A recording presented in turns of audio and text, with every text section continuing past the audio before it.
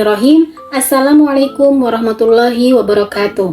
Kami dari kelompok 6 akan menjelaskan tentang hakiki dan majazi. Baiklah, di sini saya akan menjelaskan tentang definisi dan penjelasan hakiki beserta contohnya dalam ayat Al-Quran. Hakiki itu apa sih? Hakiki itu berasal dari bahasa Arab yang berarti asli atau nyata, yang berasal dari kata hakko yang artinya tetap. Nah, secara istilah, hakiki itu adalah pengembalian atau penempatan makna sebuah kata sesuai dengan maksud dan tujuan tertulis tanpa adanya pentahwilan atau pemutaran makna dari makna asalnya. Nah, adapun salah satu contohnya yang terdapat di dalam ayat Al-Quran pada surah Yusuf ayat 93 yang berbunyi, A'udzubillahi minasyaitonirrajim, idhabu biqamisi hadza fa'alquhu ala wajhi abi ya'ti basiron wa atuni bi ahlikum ajma'in, yang artinya, pergilah kamu dengan membawa bajuku ini, lalu usapkanlah kepada wajah ayahku, maka nanti dia akan melihat kembali, dan bawalah seluruh keluargamu kepadaku. Quran Surah Yusuf ayat 93. Nah, kata idhabu ini merupakan kalimat perintah yang berasal dari kata dhahaba. Nah, kata idhabu ini merupakan kalimat perintah yang merupakan makna hakiki karena mengandung perintah, yaitu Yusuf memerintahkan kepada saudaranya agar membawa baju Yusuf dan mengusapkan kepada ayahnya, kemudian membawa seluruh keluarganya kepada Yusuf. Nah, kalimat tersebut tergolong dalam makna hakiki karena kalimat tersebut diucapkan oleh yang lebih tinggi, yaitu Yusuf, yang mana Yusuf pada saat itu sedang menjabat sebagai bendaharawan negara kepada yang lebih rendah, yaitu kepada saudaranya yang pada saat itu hanya rakyat biasa. Nah, sang pengucap Yusuf di sini mengharapkan tindakan dari lawan bicaranya. Saya sedikit akan menjelaskan tentang pembagian hakiki. Hakiki dibagi menjadi dua. Yang pertama yaitu lughawiyah wadiyah atau biasa disebut dengan al-hakikah al-lughawiyah, yaitu kata yang digunakan untuk menunjukkan pada arti awalnya secara bahasa. Contohnya, kata ar-rajulu yang digunakan untuk menyebut laki-laki dewasa atau penggunaan kata saif untuk menyebut singa. Yang kedua adalah lughawi mangkulah, yaitu kata yang digunakan untuk menunjukkan makna hakiki setelah mengalami transformasi atau perubahan makna. Lughawi mangkulah ini dibagi lagi menjadi dua macam, yaitu hakikah lughawiyah, yaitu kata yang mengalami transformasi makna dari makna asal penggunaan kepada makna lain, dan makna tersebut menjadi populer sehingga makna awalnya ditinggalkan. Contohnya ad-dabah yang artinya hewan melata, namun oleh orang Arab digunakan untuk konotasi hewan berkaki empat saja, hingga makna awalnya ditinggalkan. Yang kedua, hakikah lughawiyah syar'iyah, yaitu kata yang mengalami transformasi makna dari makna asal kepada makna yang lain yang digunakan oleh pembuat syariat. Makna yang lain berdasarkan dalil syariat, contohnya sholat, siam, dan lainnya. Jadi dapat disimpulkan bahwa hakikah lughawiyah wadiyah adalah kata yang digunakan sesuai makna hakikinya, sedangkan hakikah lughawiyah mangkulah adalah makna yang menunjukkan makna asal setelah mengalami transformasi makna secara bahasa maupun secara syariat. Nah, sekarang kita ada di materi yang ketiga. Materi ketiga ini mengenai materi majazi. Nah, teman-teman, apa sih yang kalian ketahui dari majazi ini? Sebelum kita mengetahui apa sih itu majazi, alangkah baiknya kita mengetahui majazi itu berasal dari kata bahasa apa. Oke, majazi ini berasal dari kata bahasa Arab, yaitu dari kata jaza, yajuzu, yauz, jawaz, dan majaz yang memiliki makna jalan, alur, atau cara. Nah, secara istilahnya ini, majaz merupakan suatu bentuk ungkapan yang mana lafal yang digunakan bukan menunjukkan makna pada yang aslinya, melainkan kiasan. Nah, biasanya majaz ini identik dengan pemaknaan secara konotatif, bukan denotatif, teman-teman. Kenapa sih kok disebut dengan kiasan gitu? Kenapa bukan makna aslinya? Karena ada ada sebuah alaqah atau hubungan serta adanya indikator yang mana mengalihkan pada makna aslinya teman-teman. Jadi secara singkatnya teman-teman yang mungkin kalian bisa pahami, majaz itu merupakan sebuah kiasan. Nah, apa kiasan? Sedangkan tadi materi yang pertama adalah hakiki, yaitu adalah makna aslinya. Jadi hakiki adalah makna asli, sedangkan majazi itu merupakan makna kiasan. Nah teman-teman, ketika kalian membaca Al-Quran, membaca terjemahannya, kalian akan menemukan dalam terjemahan tersebut makna kiasan teman-teman. Nah, banyak dari Al-Quran itu yang menggunakan kata kiasan. Nah, salah satunya ada di surah Shad ayat 75 yang akan saya bacakan. Bismillahirrahmanirrahim. Qala ya iblis ma mana'aka an tasjuda lima khalaqtu biyadayya astakbarta am kunta minal 'alin. Yang artinya, hai iblis, apakah yang menghalangi kamu sujud kepada yang telah kuciptakan dengan kedua tanganku?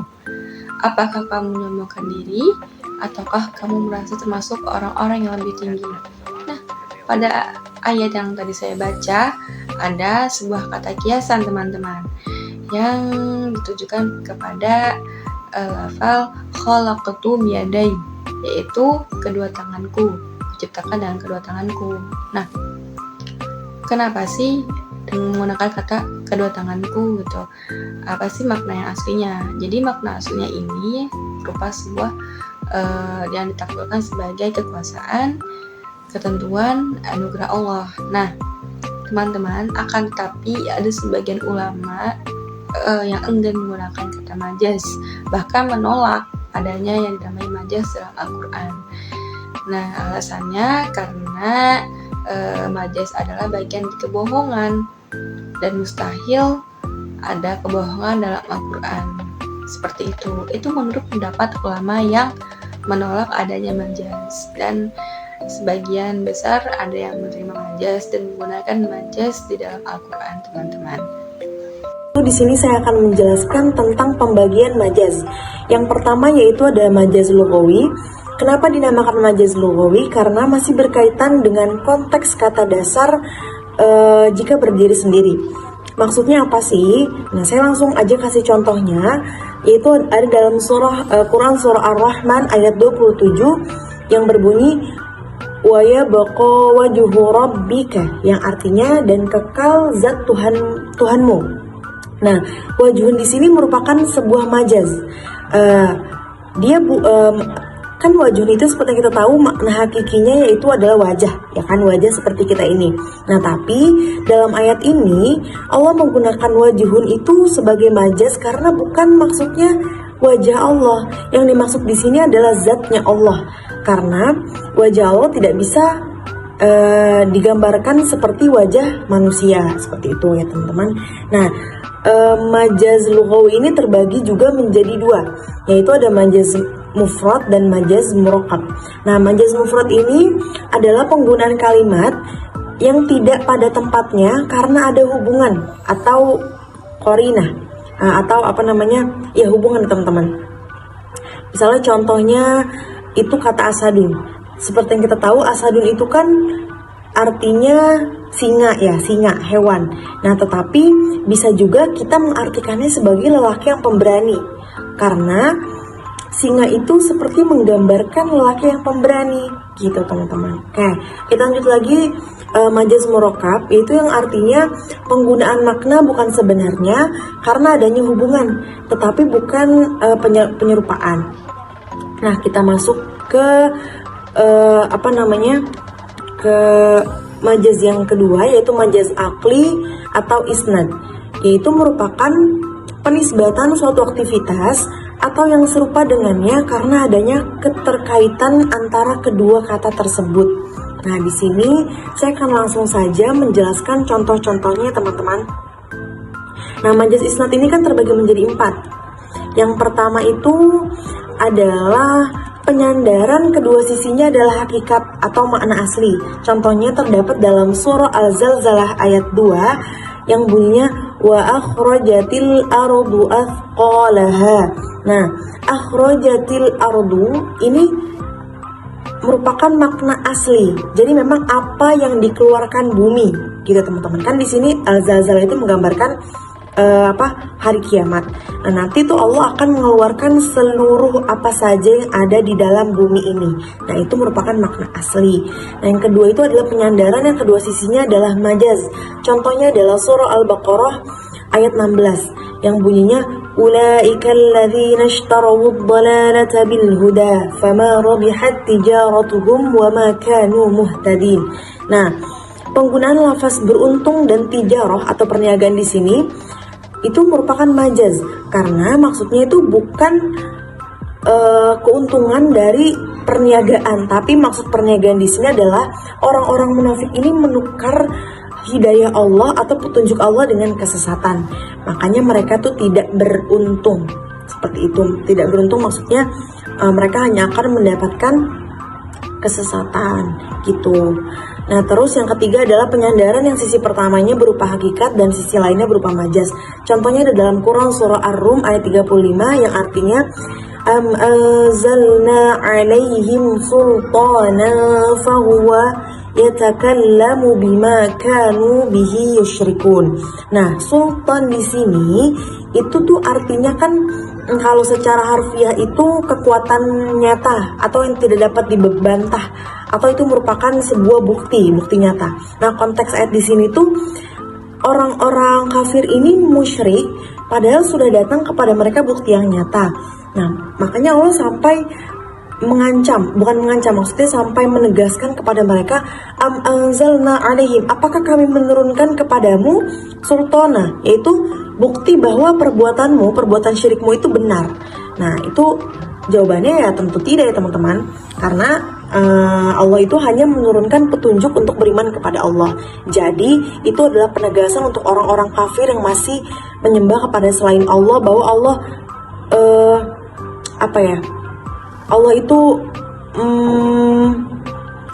Allah itu menantang mereka. Coba mana buktinya kalau memang apa yang kamu lakukan itu benar. Nah, kayak gitu. Nah, terus yang keempat itu adalah penyandaran yang sisi lainnya berupa hakikat dan yang pertama yang majaz. Contohnya terdapat dalam Quran surah Al-Ma'arij ayat 15-17. Yang artinya sekali-kali tidak dapat. Sesungguhnya neraka itu adalah api yang bergejolak, yang mengelupas kulit kepala, yang memanggil orang yang membelakang dan yang berpaling dari agama. Nah, penggunaan lafaz tad'u di sini memanggil dalam ayat ini itu adalah majaz karena disandarkan kepada lafaz api neraka. Nah, kan kalau dipikir-pikir masa iya api neraka bisa memanggil-manggil orang. Nah, tapi maksudnya di sini itu adalah berupa majaz. Nah, mungkin cukup sekian dapat saya sampaikan. Mudah-mudahan teman-teman bisa mengerti. Kurang lebih mohon maaf. Wabillahi taufiq wal hidayah. Wassalamualaikum warahmatullahi wabarakatuh.